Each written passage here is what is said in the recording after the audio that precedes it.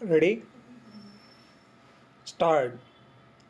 A careful analysis of subsection 3 would make it clear that the first part, which requires the district magistrate to convene meeting of the board for considering the motion of no confidence against the president, is mandatory.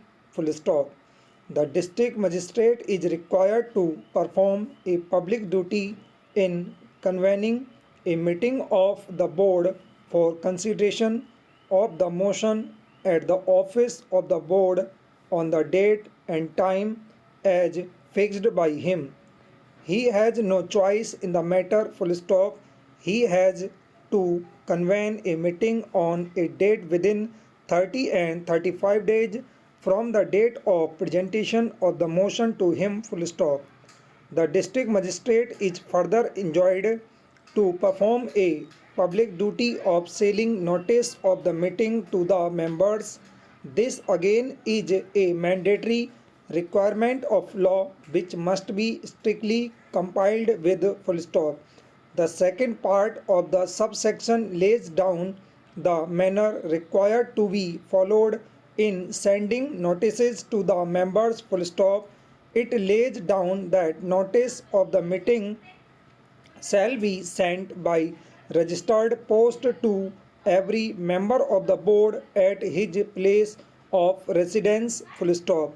The essence of this provision is to give information to the members to enable them to avail opportunity of participating in the meeting convened for the purpose of considering the non-confidence motion. Full stop. The first part of the section requiring the district magistrate to convene meeting and to send notices to the members is mandatory. Any disregard of that provision would defeat the every purpose of the meeting but the manner of service of notice and publication of the same is directory in nature. Full stop. Para. The purpose of service of notice by registered post and publication of the notice otherwise is to ensure that members should get adequate notice of the meeting to enable them to participate in the debate over the no confidence motion at the meeting. Full stop. That purpose is not defeated if the notice is sent to the members not by registered post but by other methods and 7 clear days are given to the members. Full stop.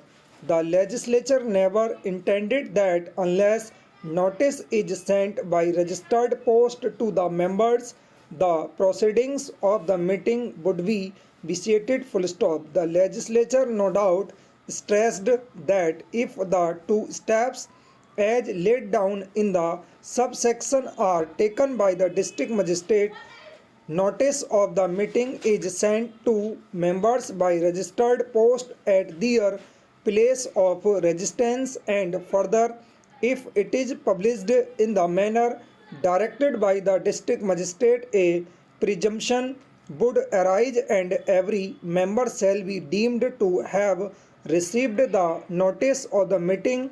Full stop. In that case, it will not be open to any member to contend that he did not receive notice of the meeting or that the meeting was illegally constituted for want of notice. Full stop. The purpose of sending notice can be achieved even without sending the same by registered post. Full stop. There may be a case where the postal system may be disorganized and it may not be possible to send notice by registered post. Full stop.